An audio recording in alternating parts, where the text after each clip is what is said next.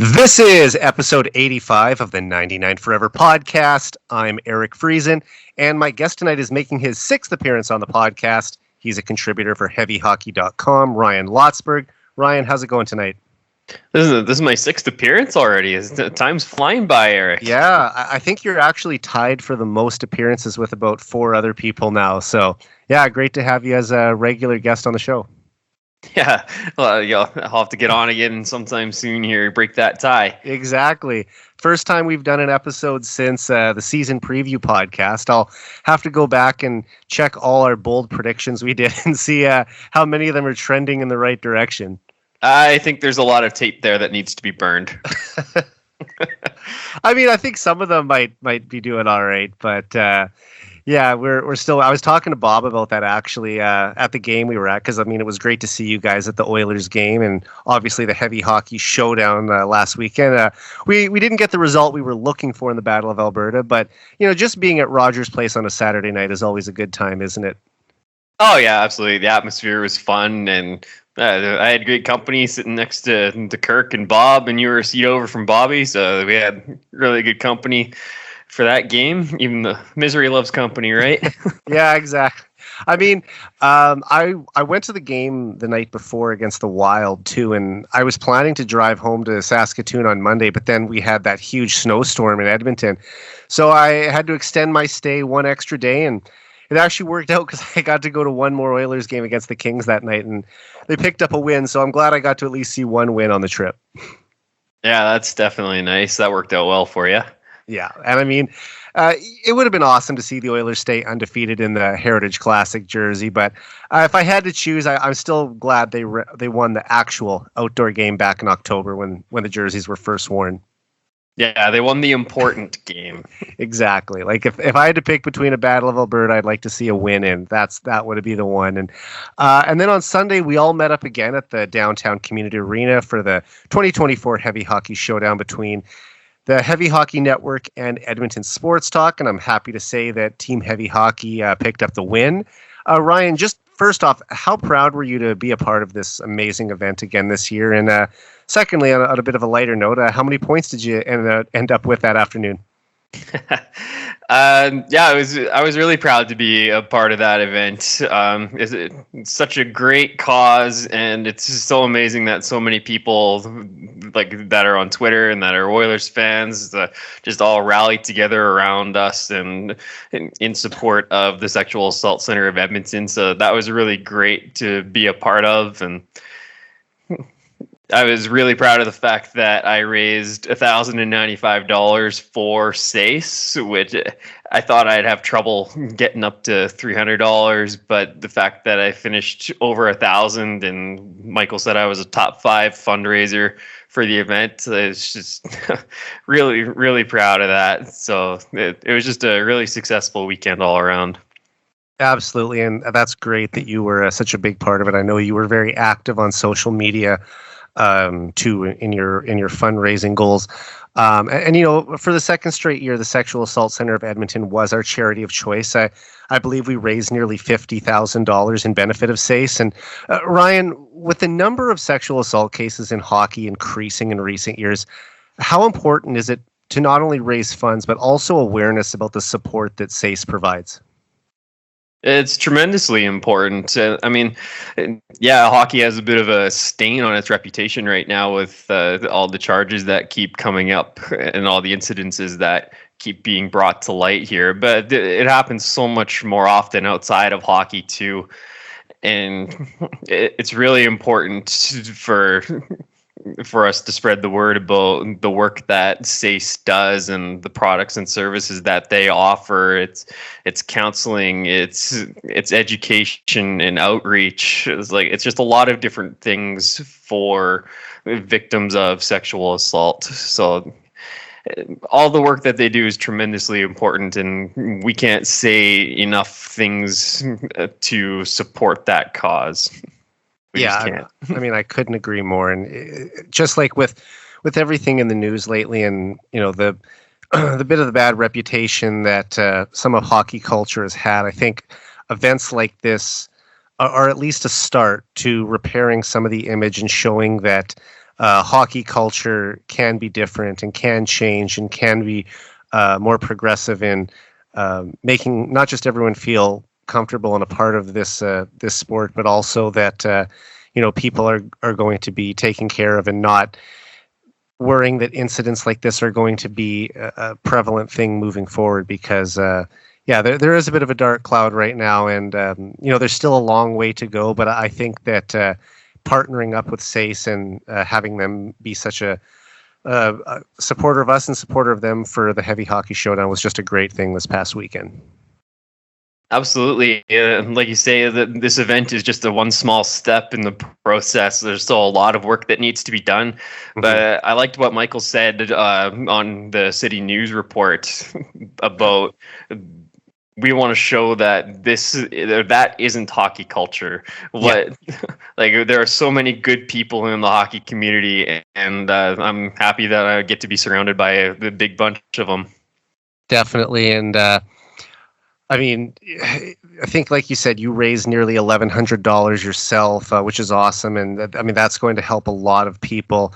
I think last year our goal was each to raise $100. Michael then increased it to $300 this year, and maybe it'll even go up more next year. And like you said, at first it might have sounded like a bit of a daunting task to raise that, but once you get started and seeing how many people want to contribute and help out those who have been affected by sexual abuse, it really adds up fast, and probably most of us raise more than we thought we could.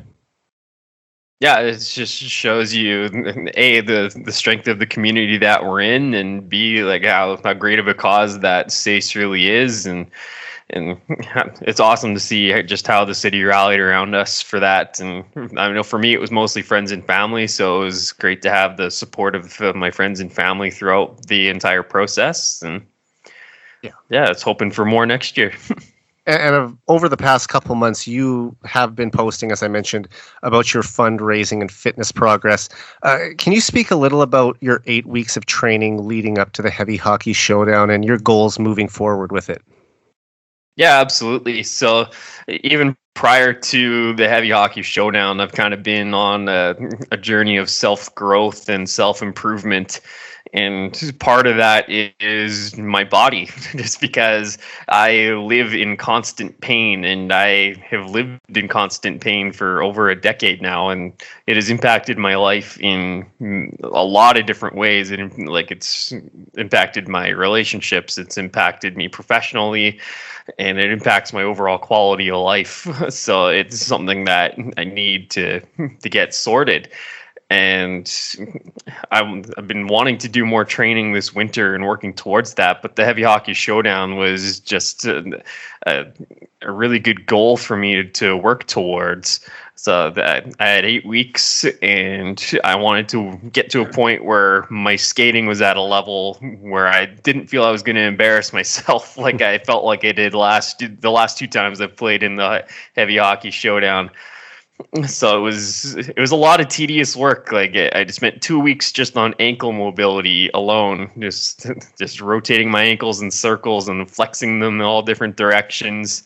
And then I got into a little bit more with lightweight leg training, like mostly body weight stuff, but added a little bit of weight in the couple weeks after that. And then it was time to hit the ice, and I did some cross country skiing as well. And I was playing hockey throughout this on a team that I sub with, and it was awesome just to see the little steps of the little pieces of progress that I made throughout.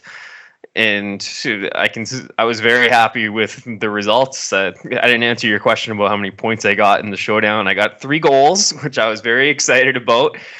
And I had lots of people say, like Dash, I played on a team with him and Jeff Aid last year, and even Dash pointed out that I was looking a lot more free. Like my skating looked a lot better. My family in the crowd, they said the same thing. Like I just looked better out there.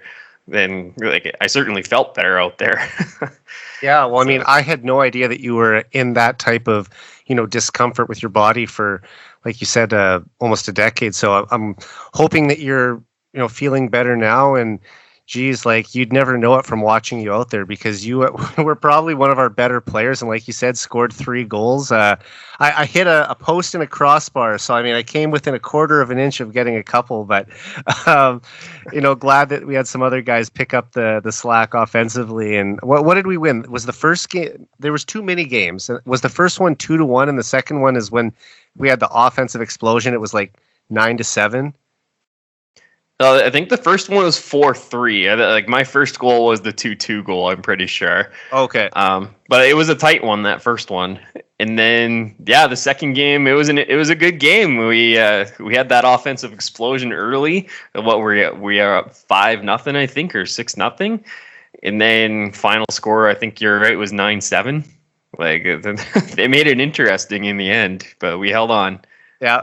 Had a nice, couple nice faux tilts as well. Like there was the slap shot into the empty net by who did that? I'm trying to remember.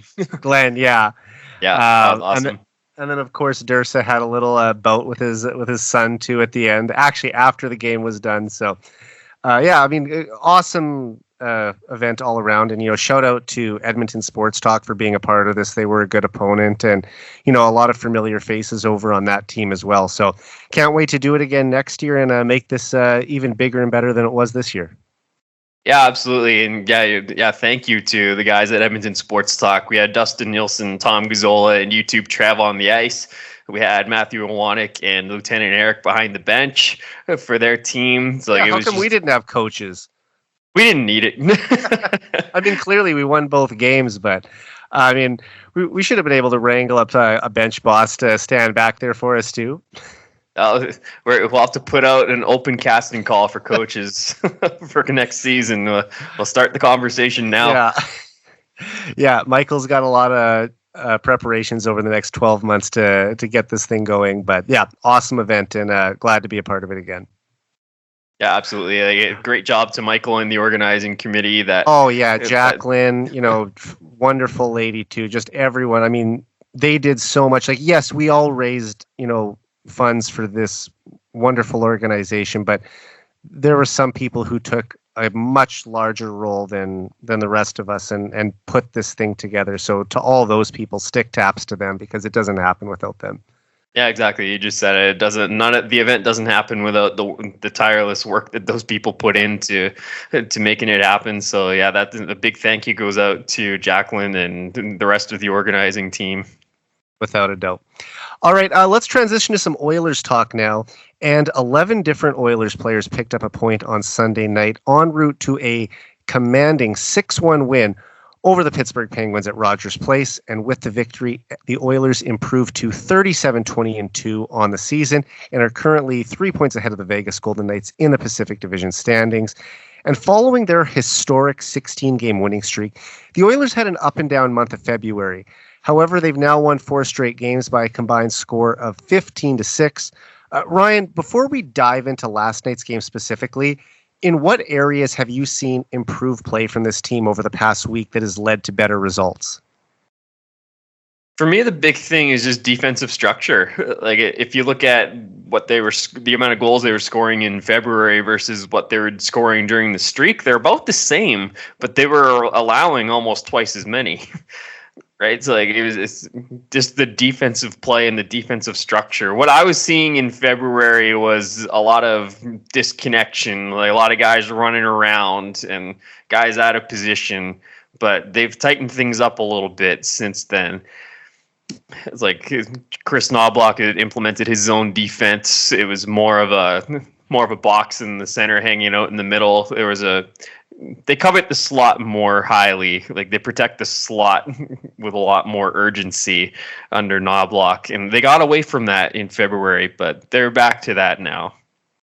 Yeah. And I mean, look how strong the penalty kill was during the winning streak as well. I think it was 93% during those the 16 straight wins. And I mean, obviously that's not sustainable for any team, let alone a team that isn't really known for that aspect of their game. But I mean, give credit to Mark Stewart and Paul Coffey for getting that back, to where it was. But we have seen it dip as of late, and I think if you can find sort of a happy medium in there where you're not expecting it to be over 90%, but you don't want to be giving up a shorthanded goal I should say a power play goal every game as well. You have to find somewhere in between that. Yeah, you got to find a way to get kills. I mean, yeah, you're right that the way they were playing during the winning streak was totally unsustainable, and it had to come back down to earth for a little while, like a lot of things that were going on during the streak. And the PK is one of it, but they figured it out, and they're starting to come around on the PK again. So it's a lot of it is puck luck too. I mean, yeah, there's defensive breakdowns and such, and they lost their structure a little bit in the PK as well, but they've got it back now. Yeah, and that was something that we really needed to see corrected. But I mean, you expect the Oilers' power play to be either at or near the top of the league. And even if their penalty kill can be middle of the pack or slightly above average, that's probably going to be enough for this team because they should be able to win the special teams battle anyway. Yeah, absolutely. They can be in the top half of the league. That's going to be, I mean, we know they have top 10 potential. They climbed their way into the top 10, right? They had a poor start, got really hot. They were in the top 10 for a while. Now they're back out of it. But we know they can be a top 10 penalty kill. It's if they can just kind of play close to their max potential, that's enough. And as I mentioned, with back-to-back wins on the weekend, the Oilers climbed into second place in the Pacific Division standings. They are now 9 points back of the Vancouver Canucks with 4 games in hand. There's also one more head-to-head matchup between the clubs in April. So the Oilers somewhat control their own fate. Ryan, with 23 games remaining this season, where do you think the Oilers will finish in the standings, and who do you see them playing in the first round of the playoffs? I feel like the Canucks are within reach, but I'm not ready to say that we're going to catch them just because I think the Canucks have been struggling a little bit lately, and they're going to pick it back up again. The top teams seem to always get hot in March. The Oilers will, and so will the Canucks. And I think Vegas will as well after the trade deadline here, because I think they have a couple moves up their sleeves. But I feel like we'll end up in second, because I think Vegas is dealing with some injuries, and they're not the team they were at the start of the season. They lost again tonight too, right? Yeah, they lost to Columbus, 6-3. Yeah, and the Oilers played Columbus in a couple nights, but I mean, that was a big game on the out-of-town scoreboard for the Oilers, because now, like we said, they're still 3 points up on them, and they have 3 games in hand. So I mean, even if the Oilers lose to the Bruins tomorrow night, because that's a pretty tough opponent, if they can pick up wins the rest of the week against Columbus and Buffalo, now you're talking about being on an even amount of games with Vegas, but you're also 7 points up on them. So this could be actually a really big week in terms of playoff positioning. Yeah, and in terms of home ice in the first round, right? Vegas had it last year, and they got the better of us. Yeah. I mean, for us specifically, I think that home ice is going to be important in that first round series. It will, and despite losing that series, the Oilers have still done well against the Vegas Golden Knights the past 2 years. They won 3 out of 4 games in the regular season last year. And the one game that they did lose was in overtime, and then, won 2 of the 6 games in the playoffs. So, yeah, they ultimately came out short, but they were tied 2-2 with them in the series and were up 3-2 in the second period in Game 5. I think they led in every game, didn't they? Yeah, they did. The Oilers can beat this team. They've shown that. It's just a matter of, closing out, and we can't worry about what they're going to do with the available cap space. I think I did see that Jack Eichel is supposed to be returning, so that kind of takes away I think some of the cap tonight. Space. Yeah, maybe he wanted to get back in there against his old club. No, they're not playing Buffalo tonight. Sorry. I guess that.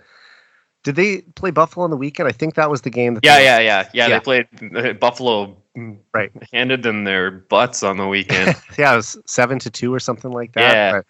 Yeah. But anyway, the Oilers can beat them, and let's not forget, 4 straight years the Oilers have had home ice advantage in the first round, and right now they're on pace to do it again for a 5th straight year, and that's something that we haven't seen in a very long time. It's been 30 years since they've consistently been a top 2 finishing team in the division and getting home ice under this current playoff format. So And it didn't look like we were going to be in that spot back in November, did it? So to have them in this position now where they're not only going to make the playoffs, and it seemed for a while like the wild card was going to be their only way in, to now that they might have a chance to have home ice against Vegas.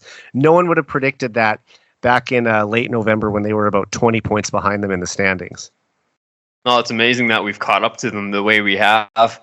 But I think home ice is going to be important just so we can control the matchups, because that Jack Eichel line with Barbashev and Marchessault last year, they lit up that Nurse and CC pairing 8-1, I believe it was, at even strength. So you'll notice that they switched up Nurse and Desharnais last night. They also did that in Anaheim in early February. That was the game after they lost to Vegas. And who was on the ice for the game-winning goal? That was the Nurse and CC pairing. It's like I think it's something that the Oilers are really seriously thinking about leading into the playoffs and leading into the trade deadline here. And I mean, that's kind of foreshadowing for a little what we're going to talk about later on in the show. But it was just a pretty solid weekend all around from an Oilers perspective. Like we said, not only banking points, but seeing the teams around them, lose in regulation as well. And last night's game was also the 12th head-to-head matchup between Connor McDavid and Sidney Crosby. And while I think the NHL has started to do a better job of showcasing McDavid to American fans by putting the Oilers on national TV in the States more than any other team in the league this year, do you think having two generational talents play each other at 9 p.m. Eastern time on a Sunday night was a poor decision by the schedule makers? Certainly wasn't ideal. I mean, at least they had the spotlight to themselves for the most part. They didn't put that up against like a Sunday night football game, at least. Like, they weren't that stupid. But they can always do a better job. In 2016, the Oilers played in Pittsburgh on election night. So, pretty tough to draw much of an American audience to that when, it's the presidential election at stake. Yeah, no kidding. And I don't think the result in the game for the Oilers was any better than the result in the election, but I'll just leave it at that. I'm not going to get too political on this show. And then, of course, McDavid did register a goal and assist in the win over the Penguins last night, becoming only the 8th player in NHL history to record a 25-game home point streak. He also has 59 points during that streak and is now just 8 points back of Nikita Kucherov for the league lead in scoring with 4 games in hand. Ryan, do you think we'll see McDavid leading the league in scoring before the end of this month? Given the fact that McDavid is so close and has all the games in hand on Kucherov and the Lightning, yeah, I think we will. I mean, if he puts up 8 points in those 4 games, they're tied right there with just about a quarter of a season to go. You give McDavid that type of runway. I know he's not driven by individual accomplishments and awards, but he's an intense competitor. And you can't tell me that inside there isn't a little bit of a burning desire to, I want to beat these guys and win another Art Ross. There might be a little bit of that, but I think his bigger concern is getting this team into the playoffs. Absolutely. And chasing a division crown. It always is. It always is. And like the Oilers get hot in March. Right? You know what I mean? Like, they kind of go hand in hand. McDavid, the best way he can help the team is by being an offensive dynamo, which he is. And so the wins will come with the points is the way I look at it. 100%. Like, the Oilers usually get hot in March, and when they're hot, McDavid's usually hot, right? And we know that these are his 2 best months of the season statistically. Usually, he really starts to ramp it up after the trade deadline, and then he's averaging close to or over 2 points a game the rest of the way. I mean, really, since he got healthy in late November, he's been averaging 2 points a game. So to sustain that for basically a 40-game pace, I don't see it really dropping off in the final 20-plus games. Not by much, anyway. I mean, he has a 6-assist game in there that boosts that average up a little bit, but yeah, he's still putting up a lot of points. And like we said, like as of last night, with adding another multi-point game, he actually pulled ahead of Kucherov in the points per game leaderboard. So he does have the highest points per game average in the league, and as long as he just maintains that pace for the final 23 games, he will win his 6th Art Ross trophy. And, last year when he had 153 points, McDavid was a lock to win the Hart Trophy. There was no one else that was even in the conversation. He was one vote away from actually being a 2-time unanimous MVP. But considering that he was under a point per game earlier in the season because he was playing through an injury, his name really wasn't mentioned much in the Hart Trophy discussion. However, if he were to win another Art Ross this year, do you think that would catapult him into the conversation for the Hart Trophy again this season?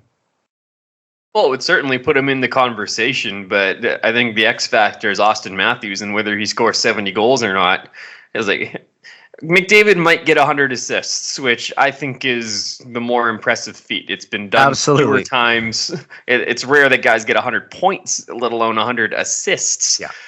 Right? I mean, 100 points is the mark of like an elite producer in the NHL. And I don't know if you remember this, but when we did the season preview show back in October, I predicted 100 assists for McDavid this season. That was one of my 3 bold predictions. I also had him getting 164 points. I predicted 2 points per game, and I still believe that if he was healthy the whole way, that he would have done it. But you're right. 70 goals is a number that really jumps off the page. But if you look at it, 100 assists, as you mentioned, has happened fewer times in NHL history. It's also been longer since it's happened. 1993 was the last time there was a 70-goal scorer. There was 2 of them, Teemu Selanne and Alexander McGillney. The last time there was a 100-assist season was in 1991. Of course, Wayne Gretzky, his run of 11 consecutive 100-assist seasons, which is ridiculous. But, I mean, really, hockey's holy trinity, Wayne Gretzky, Mario Lemieux, and Bobby Orr, are the only 3 that have accomplished this feat. And for McDavid to also do it, I look at that and saying, okay, 100 assists in a season, he's in with arguably the 3 greatest players of all time, and he's on pace for 136 points. We're talking about back-to-back 130-point seasons and potentially a 6th Art Ross trophy, which has only ever been done by Gretzky, Lemieux, and Gordie Howe. To me, that's building a stronger resume for a Hart Trophy than Austin Matthews just because he got 70 goals. And I don't disagree with you. I think what McDavid does or is doing is more impressive, and I think McDavid means more to his team. But goals are sexy, right? I was going to say, goals. Do you think that people are going to get wrapped up in the number of 70 goals? And because if you think about it, 2 years ago, McDavid had 123 points, won the Art Ross Trophy, and Austin Matthews won the Rocket Richard with 60 goals, and that got the Hart for him over McDavid. And even though I think he finished with 106 points, so McDavid was still 17 points clear of Matthews, but they gave it to Matthews for the goals. And I just wonder if that could happen again, despite the historic season that McDavid's having. Yeah, I was just going to say that. Like, we just saw this play out a couple of years ago when Matthews scored 64, right? And I think there's a little bit of voter fatigue with McDavid. Like, there's going to be years where he deserves it and he doesn't get it. But there shouldn't be voter fatigue. That's the thing. He's only won it 3 times. Let's remember, this is McDavid's 9th season, and he's only won 3 in his first 8 years. He should have won in 2018 when they gave it to Taylor Hall, but because the Oilers missed the playoffs, he didn't get it that year. I believe he should have won it again in 2022 when Matthews got it for scoring 60. So realistically, he should be at 5 MVPs right now. And it's kind of hard to believe that a player of his ilk hasn't won more than 3. So I don't think the voter fatigue should be setting in at all. Part of it, Matthews does play in a major market, and there will be Toronto voters who are eager to vote for him, and they will be feeling justified in their decision because he might score 70. He's a lock probably to get in the 60s at this point. He's got 53 goals in 59 games, so he's at least going to get there. But I can see how it might be slanted towards Matthews, but history, I think, will look back on this season and see what McDavid accomplished and think that it was the more impressive season. And it's hard to believe that McDavid doesn't win it every year. And I'm not even just saying that because I'm an Oilers fan, but realistically, tell me a year where he isn't the most valuable player in the league. Every year that he's healthy and in his prime, he's the most valuable player in my opinion.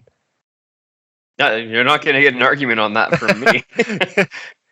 Just stating my case. I had a feeling that you would feel similar to me on that, but I think that there might be some fans around the league that will, like you said, pushing for the goals and thinking that it's more attractive. But 100 assists is 100 assists. The last time it happened was, like I said, 91. I was 2 years old. There's a whole generation, if not 2 generations of fans who have never seen this happen before. So, it would be a monumental achievement if he's able to do it. Yeah, totally agreed. And he's on pace for 104 right now. So, I mean, he might clear it and then some. It's even more impressive because of his slow start and the injury at the start of the year. And that's what I sort of mentioned, why I think that he should be in the Hart Trophy discussion. He was under a point per game at one point in November, and it's the first time that's happened since his rookie season.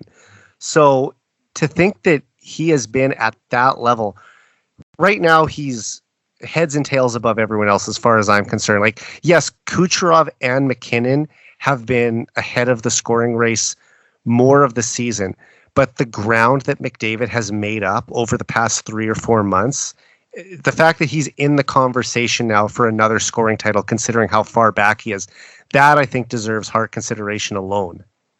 Oh, 100%. And we also saw McDavid and Draisaitl playing on the same line for the 4th straight game last night. And in his first few months behind the bench, Chris Knobloch didn't play McDavid and Draisaitl together as often as some of the previous coaches they've had. But we've seen it a lot more recently. Ryan, do you think that this is something Knobloch would actually consider doing in the playoffs?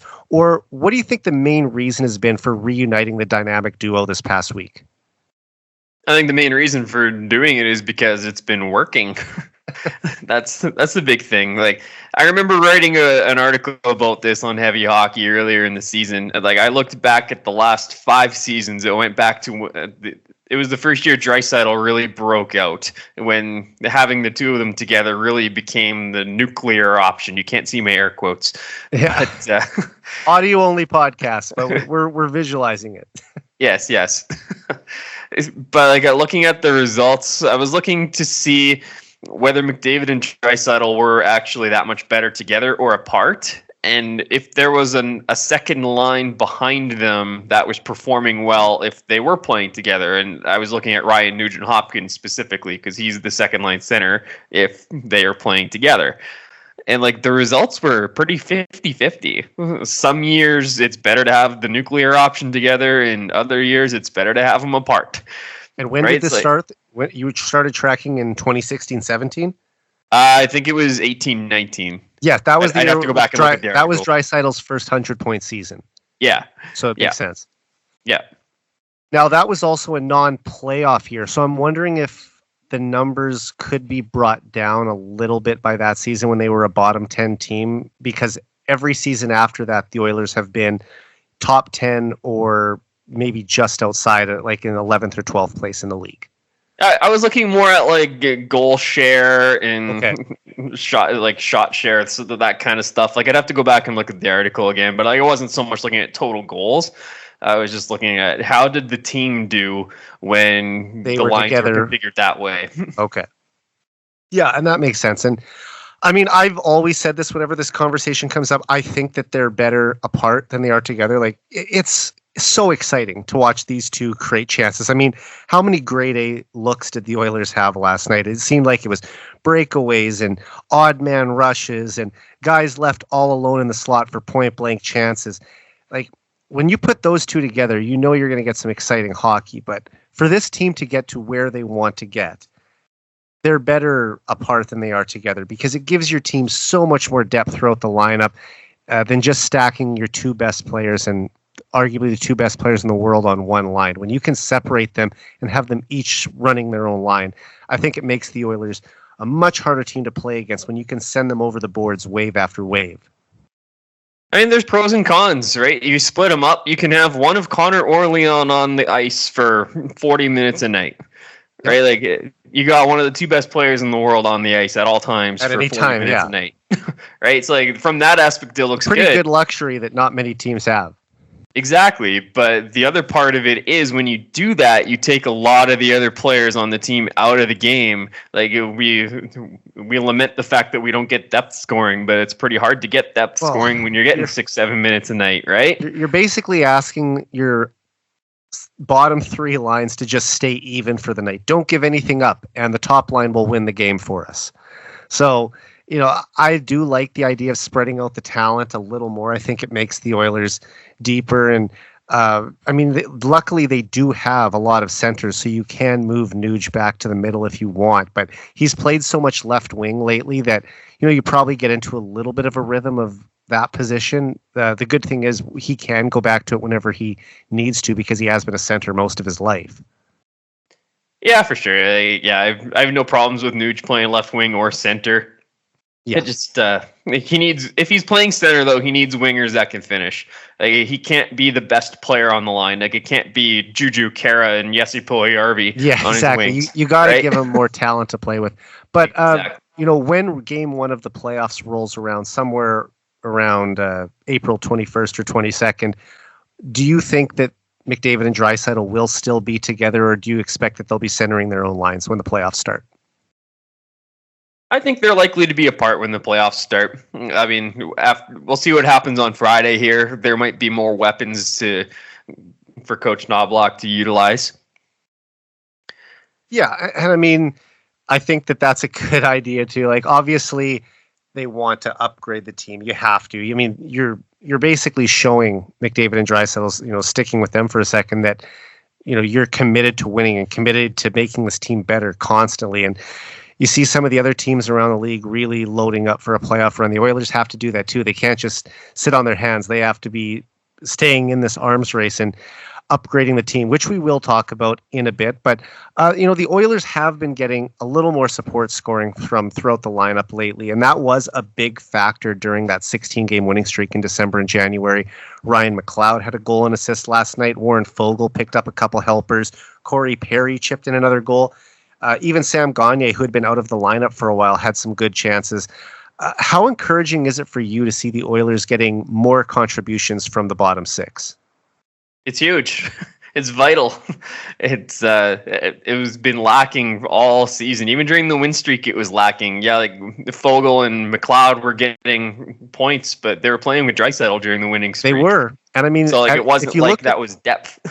Right, but if you look at the even strength numbers, they weren't even that far behind McDavid and Draisaitl during that winning streak. And you do make a good point. They were elevated in the lineup when their points went up. And, since getting, demoted back down to the third line, it has dried up a bit. But I do think these guys are still decent contributors. Like you look at Warren Foegele, he's 1 away from setting a new career high in goals. I think McLeod is 2 goals away from a career high. So they're guys who were in their 20s and still improving. So you'd like to have them chip in a little more than they are, but I think that they give you third line consistently numbers. It would be great if they had maybe one more driver with them so that they could produce a little more like they did when they were with Draisaitl.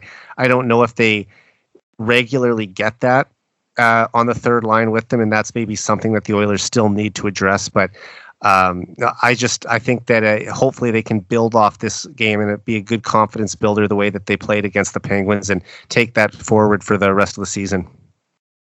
Yeah, that game up against the Penguins is encouraging. Yes, they have a lot of firepower, even though it's aging. But that was a team that's coming off a back-to-back that apparently had plane issues, and they didn't even board their plane till 4 a.m. I guess. So they took advantage of a tired team. They did, and the Oilers did play the night before, but obviously they got into Edmonton much earlier than. Well, and that was a matinee. It was a matinee as well. Yeah, they played in Calgary a late one the night before. So yeah, that was a big factor as well. This sort of ties into what I want to talk to you about next, but Calvin Pickard had another strong showing in net on Sunday. He stopped 22 of 23 shots he faced and nearly secured his second shutout of the season. He's 8-2-0 in his last 10 games and has a .912 save percentage. Stuart Skinner was also sensational in a hard-fought 2-1 road win on Saturday in Seattle. He's posted elite numbers since November. He has a 24-6-1 record in his last 31 appearances with a .920 save percentage and 2 shutouts. And Daniel Nugent-Bowman from The Athletic was told by GM Ken Holland that the Oilers are not in the market for a goalie this week. And Bob Stauffer confirmed that on the broadcast last night. Ryan, how confident are you in the Oilers goaltending tandem going into the playoffs? And do you think the Oilers should still be looking for an upgrade in net? I'll answer the last part first. I don't think they need to worry about an upgrade in net. I think they've made it quite clear that Stuart Skinner is their guy. Right? They started Skinner in all the playoff games last year, and that was the year after they signed Campbell to that $5 million deal in the summer. Right, so you go out and sign a big free agent goaltender, and then you make Stuart Skinner the starter in the playoffs or every single game. That's your organizational number one. Like, that's your guy going forward. Yeah. And it's like that's going to be the case come springtime again here. Skinner's going to be the guy going forward. So am I confident in Skinner? Yeah, I'm confident in Skinner. Is he the best goaltender in the league? No, he isn't. He's streaky. He's inconsistent. He's young, though, too. I mean, he hasn't even played 2 full years in the league yet. Exactly. But I think we're seeing enough signs that you could hope that maybe he could eventually push towards being one of the upper echelon goalies somewhere around that top 10 range. I don't know if he's ever going to get into the top 5, but if he can even be one of the better goalies in the league, like better than average, I think that, that really bodes well for this team because they have so much offensive firepower.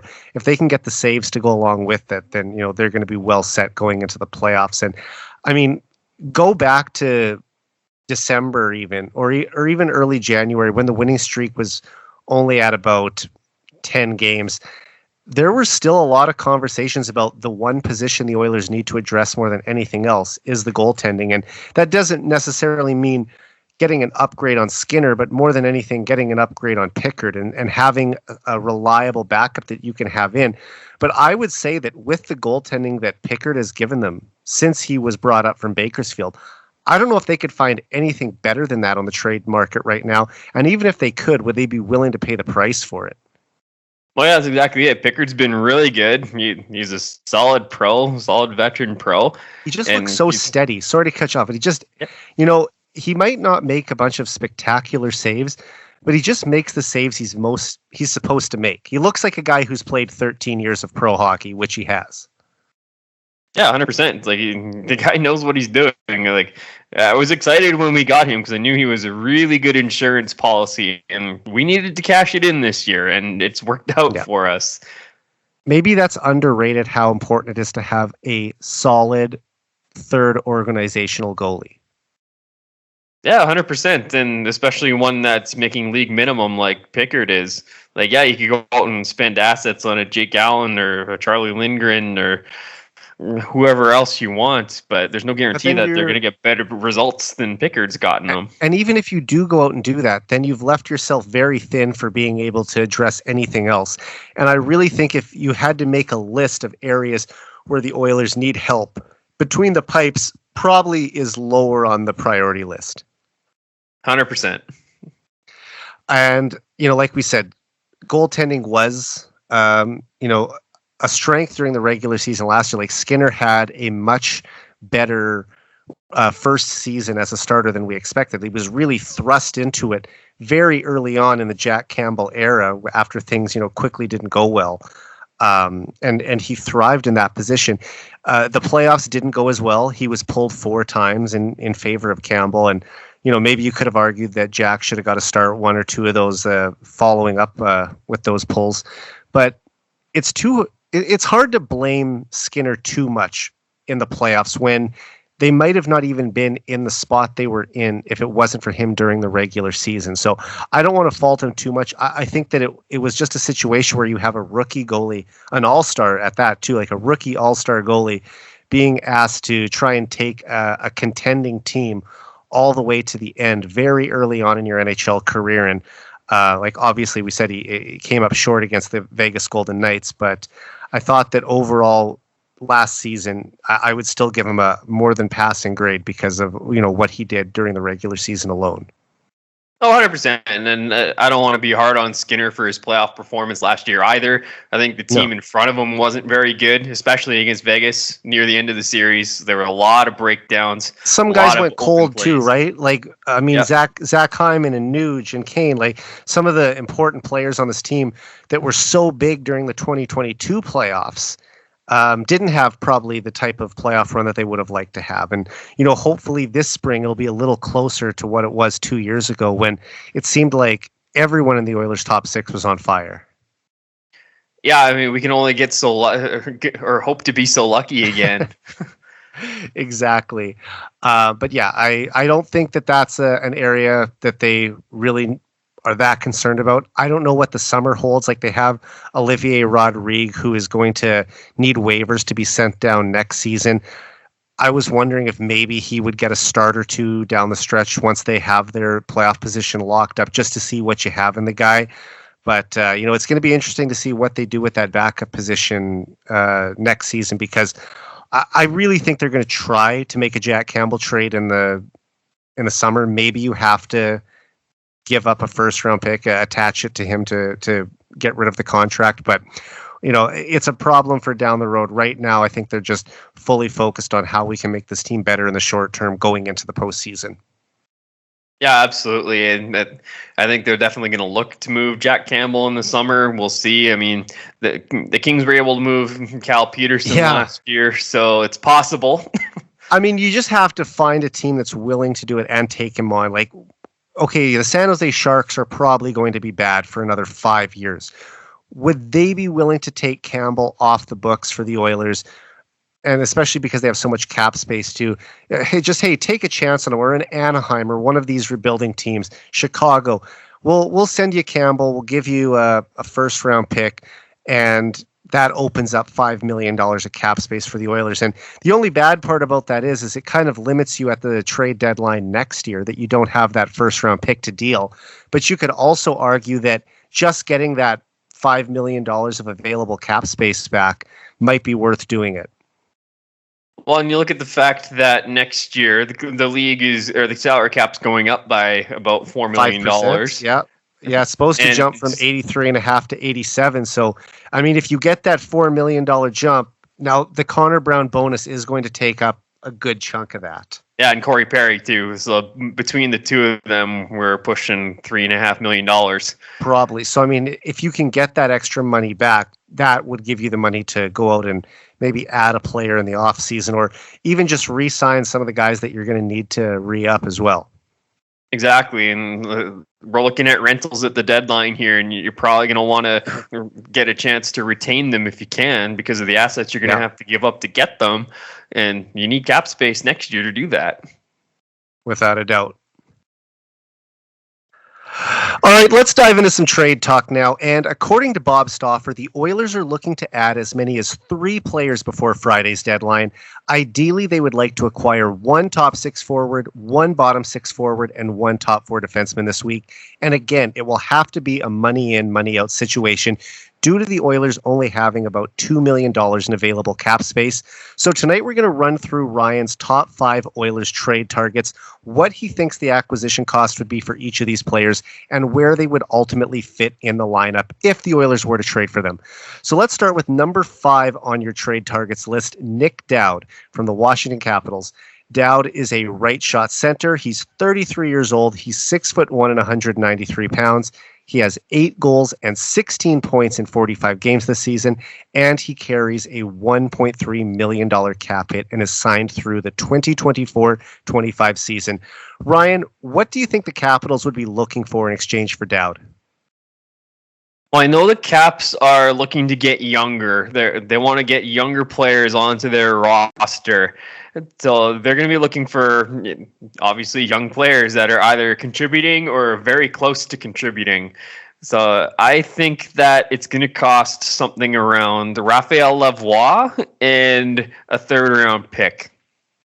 And how do you feel about giving up on a prospect the Oilers have been developing for 5 years now, as Lavoie was a 2019 draft pick, to make Dowd work? Is it worth it to give up on a guy who has a great shot, just hasn't been able to make it in the NHL yet, for a bottom 6 forward for the rest of this season and next?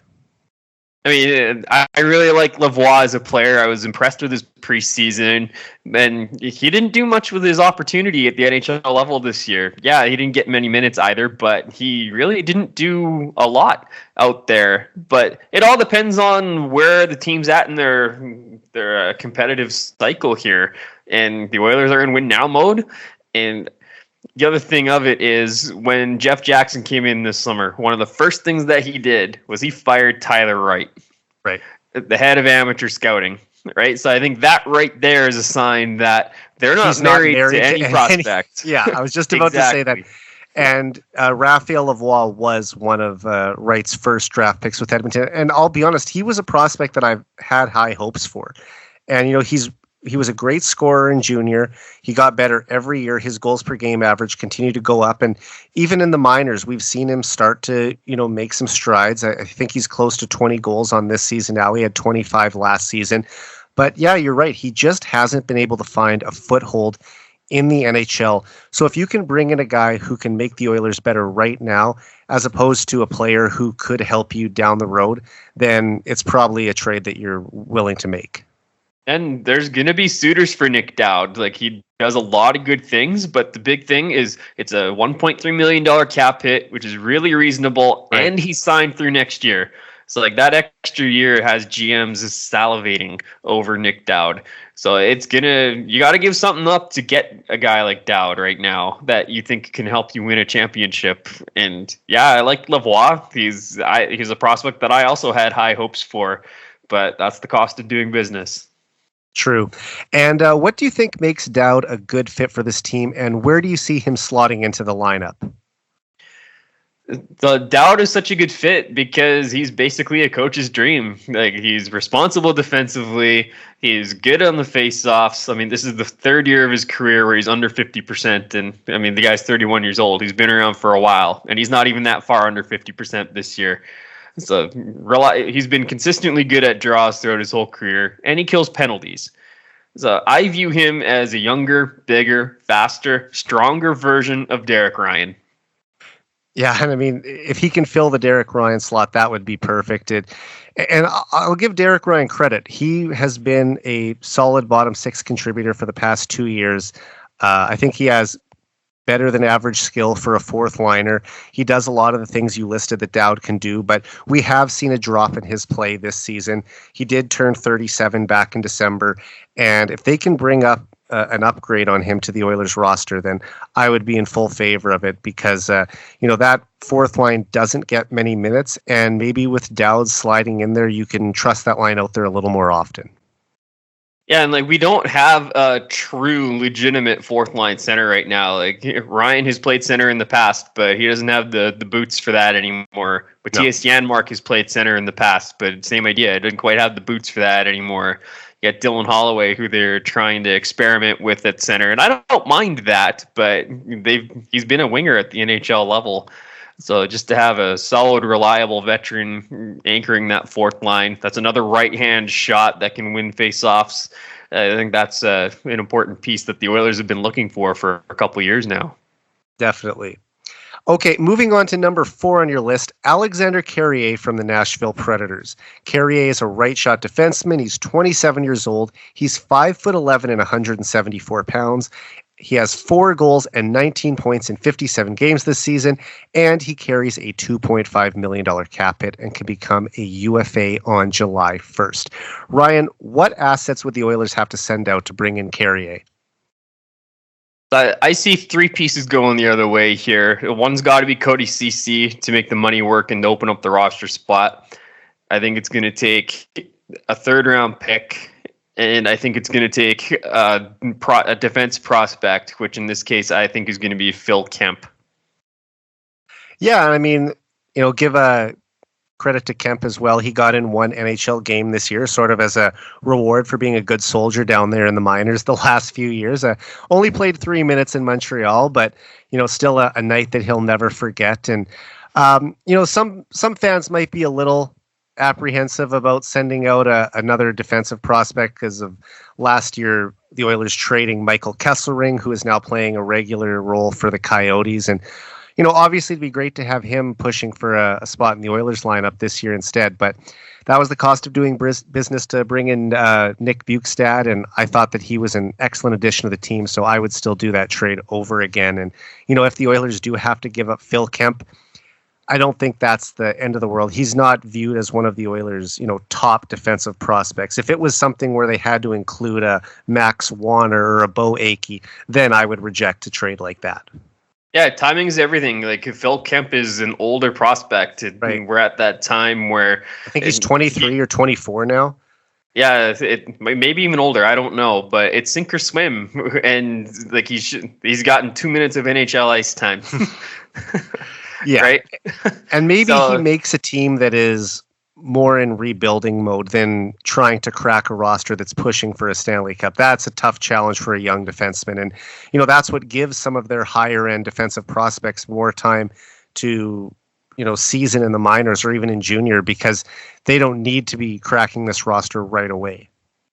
Well, exactly. Like we're in win now mode. We've got Ceci for another year, and if we get Carrier or even Sean Walker, right, we're hoping to have them for a number of years if we're able to retain them. So like they're gonna have time to develop Bo Akey and a Max Wanner. The timing just isn't right for Kemp and the Oilers, unfortunately. So again, good prospect. I like Phil Kemp, but I don't see a future for him in an Oiler uniform. No, neither do I. And with Evan Bouchard and Matthias Ekholm seemingly set in stone as a defensive pairing, Carey would slide in next to Darnell Nurse as the CC replacement, wouldn't he? Oh, absolutely, he would. Absolutely. And, I mean, if you look at the Oilers' blue line, I think they have three really solid top four defensemen in Nurse, Bouchard, and Ekholm. But how much better does Carrier really make this back end? He's definitely an upgrade on CC, but honestly, I don't think it's a significant upgrade. Like, I don't think Cody Ceci gets enough credit for what he's doing. I'm not saying Cody Ceci is amazing, but he's treading water at 5-on-5, and he's ranked. Like his $3.25 million contract is 108th out of 128 top four contracts, right? Like it's the 108th highest contract for defensemen in the league. So he's at the very low end of top 4D, and I'm sure there are top 4D in the league that are worse than him. Right. Yeah. So I think you're getting decent value for Cody Ceci for what he's done with the Oilers, hanging out on the top pairing for his first season here, and then being a top 4D that's been spotty at times, but mostly decent. So like I'd obviously like to see an upgrade on Ceci. Otherwise, Carrier wouldn't have made my list. But I don't see any of the available right-handed defensemen as significant upgrades on CC. Upgrades, yes. Significant ones, not necessarily. And because he's 5'11", he's one of the smaller defensemen that would be on this team. Actually, I think he would be the smallest because they have three pretty big boys in, like as we said, in the top four, and even with Desharnais at 6'7" being the biggest on the third pairing. So, is there any concern for you about having a smaller defenseman like him when you go up against a team like Dallas or Colorado or Vancouver or Vegas in the playoffs? I mean, yeah, that's going to be the thing that everybody points to here. I mean, 174 pounds, like he's not just small, like he's small. Mm-hmm. But you got to remember, he gets all the tough work in Nashville. Like he gets over 40% of his ice time against elite defenders. It's not Roman Josi doing the heavy lifting. It's Alexander Carrier. And even last year, he played over 400 minutes with Matthias Ekholm on a shutdown pairing in Nashville. And he does it fairly well. So, yeah, size is a thing, but he has success. So why is he having success? It's because he's a good skater and he's a smart hockey player. Yeah, at that size, you pretty much need to be fairly fleet-footed, and that's what the Oilers would need to defend the rush against some of those teams when they have so many top attackers. And also, I mean, his comfortability with having a former teammate in Ekholm would probably ease his transition coming into a new dressing room, wouldn't it? Yeah, I'm sure it would. And I'm sure Ken Holland has probably been in Matthias Ekholm's ear about Carrier, just doing his due diligence ahead of the trade deadline here. Yeah, I mean, it totally makes sense that he would. And I think even Echo might enjoy it, having a former teammate come in here as well. All right, let's move on to number 3 on your list, Tyler Toffoli from the New Jersey Devils. Toffoli is a quality scoring right winger. He's 31 years old. He's 6 foot and 203 pounds. He has 26 goals and 44 points in 60 games this season. And he carries a $4.25 million cap hit and can become a UFA on July 1st. And Ryan, this is a player Oilers fans are very familiar with. He spent a lot of years with the LA Kings, and he was a member of the Calgary Flames during the 2022 playoff series against the Oilers. What do you think the acquisition cost would be for Toffoli? I honestly don't think it's going to be as high as some people might think it is. You got to remember, he was traded for Yegor Sharangovich, who hadn't broken out yet, and a third-round pick last summer. So, I mean, the Devils don't have to move Toffoli here, so they can play a little hardball, drive the price up a little bit, but I don't think it's going to be ridiculously high. So I think it's going to take a roster player, and that player is going to be Foegele, because he's the only one that we can really afford to lose right now, and he would make the money work. I think it's going to take a second-round pick. And if we need to do any sort of salary retention in that deal, I think they'll need to tack on another pick, which I would put as the 2025 fourth rounder. And I wouldn't mind if they did retain some of the salary, but like you said, if Foegele is going out, they probably have the money to make it work just with the cap that they've accrued leading up to the deadline. So if they can keep a little bit of the money, that probably gives the Oilers more flexibility to go out and make another deal. And, you know, if Stauffer is right that the Oilers are looking to bring in up to 3 players, then, you know, every dollar that they have counts. And the trio of McDavid, Hyman, and Nugent Hopkins has arguably been the best line in the NHL this season. And if Holland was able to acquire Toffoli and put him on a line with Draisaitl and Kane, would that give the Oilers the best top 6 in the league as well? I would say so. I mean, you got the best 2 players in the world in that group already, and you're surrounding them with. If you added a guy like a Toffoli or another top 6 winger, you're giving that duo 4 guys who can easily score over 30 goals. Well, every single top 6 forward on the Oilers would be a current or former 30 goal scorer at that point. And I mean, you'd have to go around the league and count how many teams can say that, but I don't know if there's that many where every single guy has scored 30 before. I can't think of one off the top of my head. Like most teams have a guy like a Foegele where he's a middle 6, but probably miscast as a top 6. You got somebody that's playing higher in the lineup than they probably should be, just because it's hard to load up and get 6 true top 6 forwards. But the Oilers would have it. And when 2 of your top 6 forwards are former scoring champions and MVPs, that makes your group even stronger. And Ryan, Toffoli scored a career-high 34 goals last season with the Flames. He's on pace for 35 this year. Like we said, adding a 30-goal guy to the 3rd highest scoring team in the league would make the Oilers even more lethal. But do you think they have any chance of re-signing him, or would this just be a pure rental? I think there's a bit of a chance of them re-signing him. Like, you got to remember, he's 31 years old, so he's not exactly like he's at the end of his prime years. So like, I don't see him cashing in on a $6, $7, $8 million deal. So like, I think he's going to be in that $4 to $5 million range again, likely a short-term deal. So yeah, I think that's absolutely doable for the Oilers next year. Yeah, and I mean, if they could bring him back, it'd be great. And like we said, he's on pace for 35 goals, and that's without playing with a player like Leon Draisaitl. If he gets to play with a Draisaitl or a McDavid consistently and maybe even works his way onto the power play, I don't know how he squeezes on there. But, I mean, it would probably have to be if there was an injury because, I mean, it's hard to take Zach Hyman off or Nuge off. So that'd be a tough spot, but it just shows you that you can trust that second unit even more. And we've seen the Oilers' second power play unit get more time than in any of the past 5 seasons. The Oilers' top unit was used to playing the full 2 minutes. Now you see Knobloch pulling them off after about 70 seconds and giving about 40 seconds or 50 seconds to the second unit. So it makes you a lot stronger when you can throw out like an Evander Kane and a Tyler Toffoli on that second unit.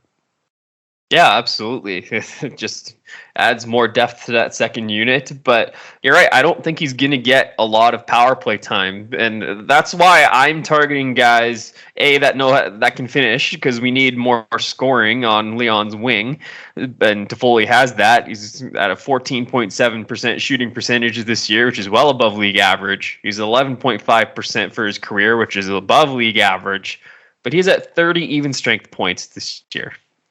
Yeah. Which among all the available forwards, that puts him fourth. You want guys who can score at 5-on-5 for sure. And because the only way you really get into the upper echelon of offensive producers on the Oilers is if you are on that top power play unit.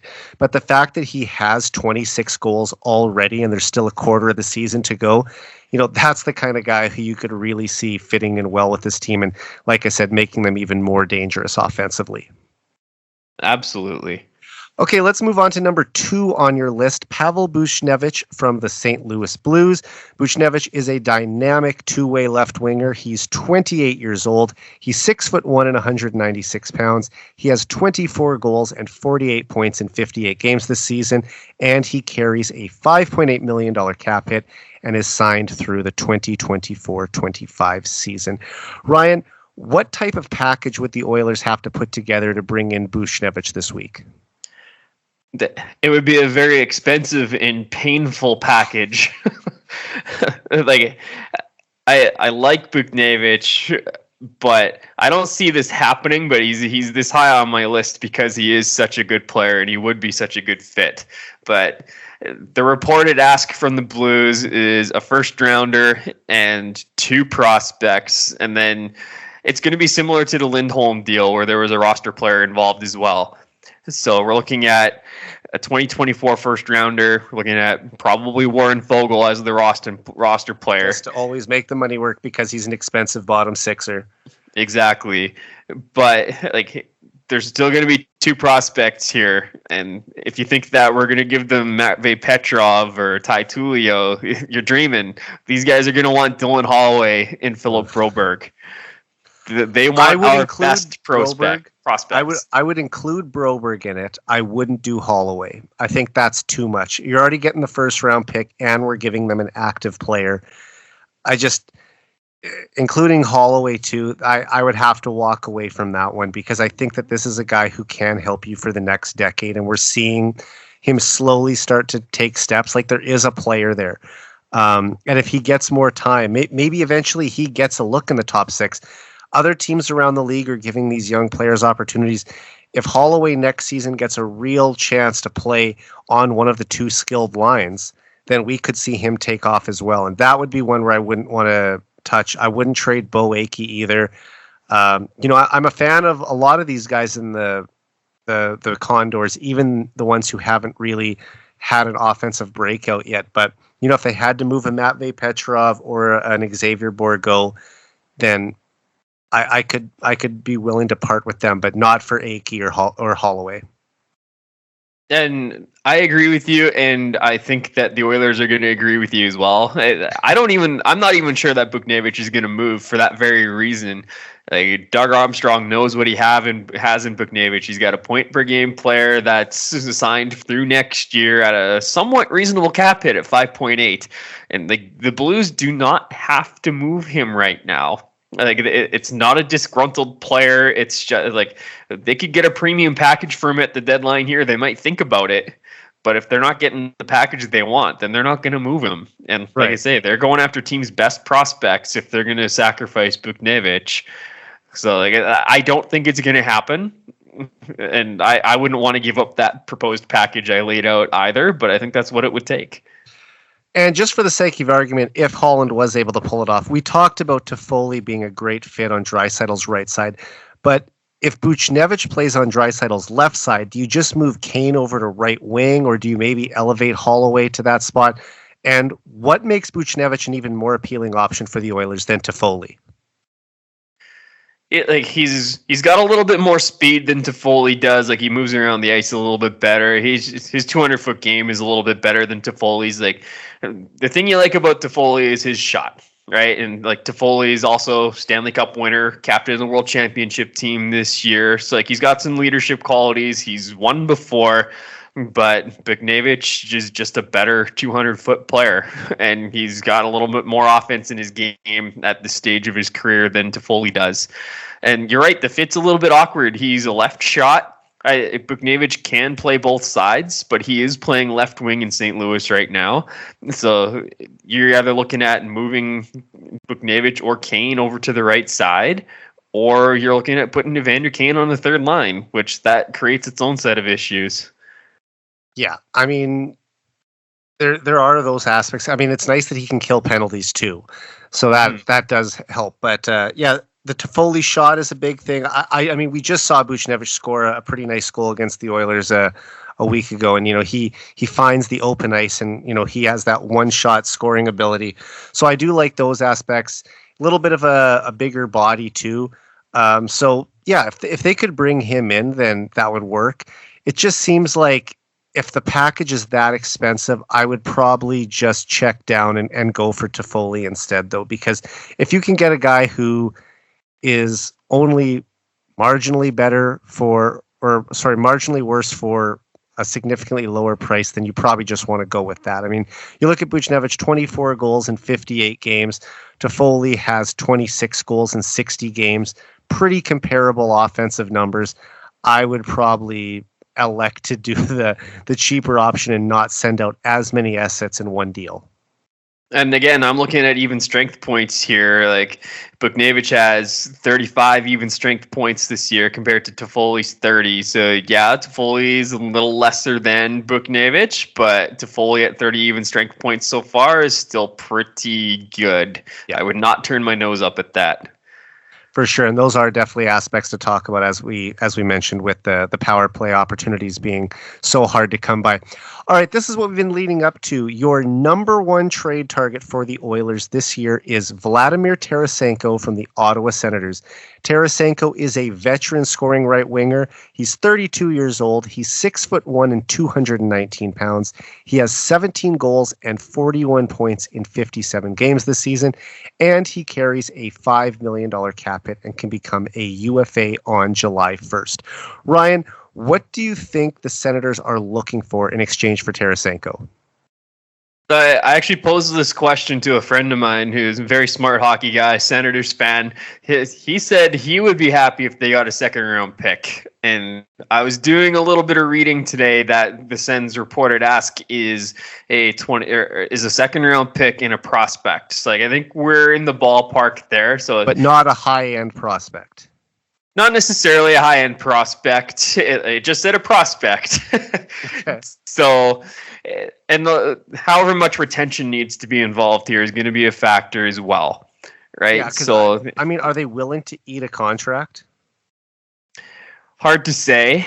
They're not in a fantastic cap space situation. Like, they don't have. They're not in a position to be weaponizing their cap space, if that makes sense.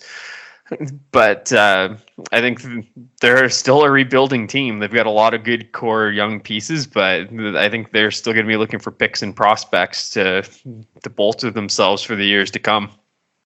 Yeah. I mean, it depends what they're willing to do. Like, if they don't want to take a contract, then they absolutely have to keep some of the money, because the Oilers can't fit a $5 million player. Even with the cap that they've accrued, they have to be able to retain some of that. So it just leads me to think, will the Senators find a team that's willing to take all of it?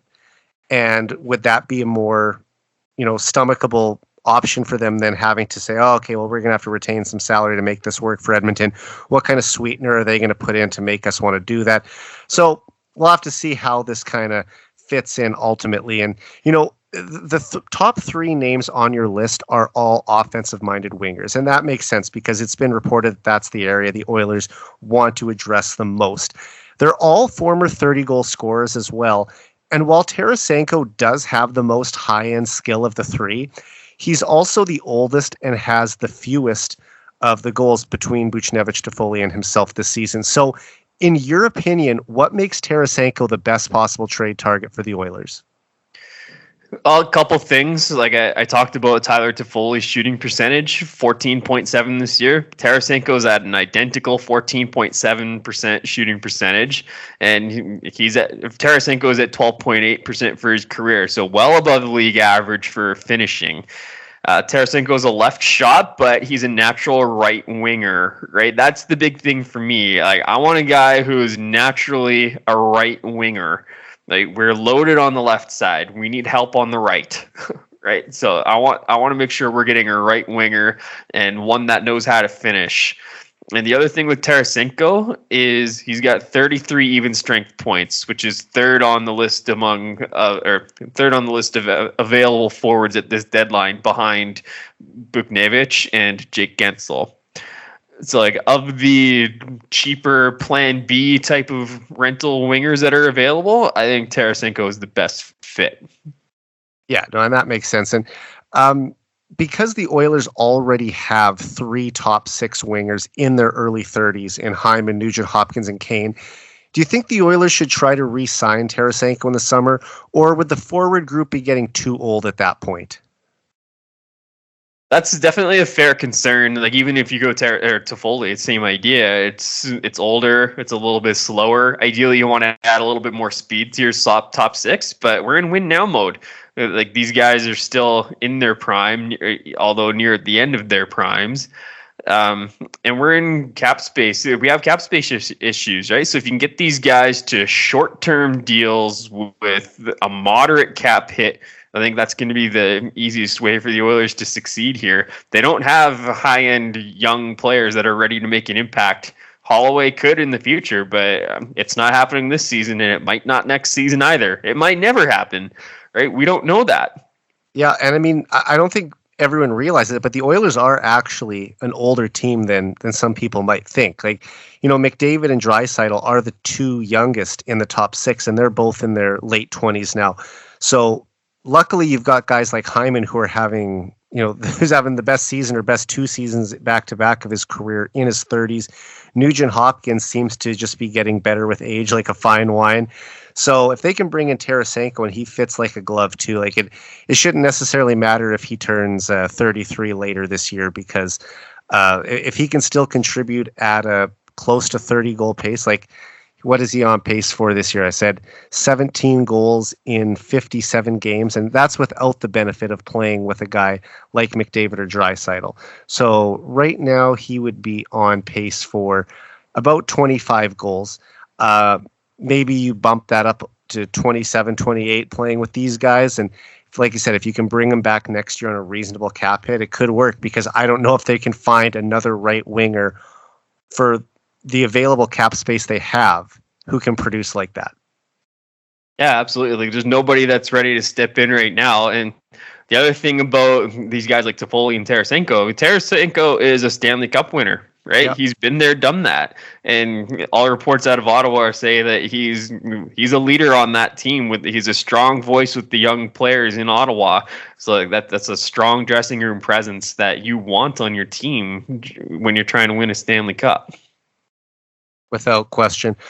And the last one I have for you tonight, Ryan, is, there's one name you didn't have in your top 5, but he might be the best possible fit for the Oilers on the trade market. Should the Oilers pay the price to bring in Jake Gensel, knowing it will almost be impossible to re-sign him? Or if the Oilers were able to acquire Gensel and play him on Draisaitl's ring, is that much better than what they could get with some of the other guys you listed, but for a way more expensive price? For me, I mean, the reason you didn't make my list is because I don't think the acquisition cost is going to be worth it, knowing that we're not going to be able to re-sign the guy next season. I mean, yes, Gensel is the best forward available. There's no question about that.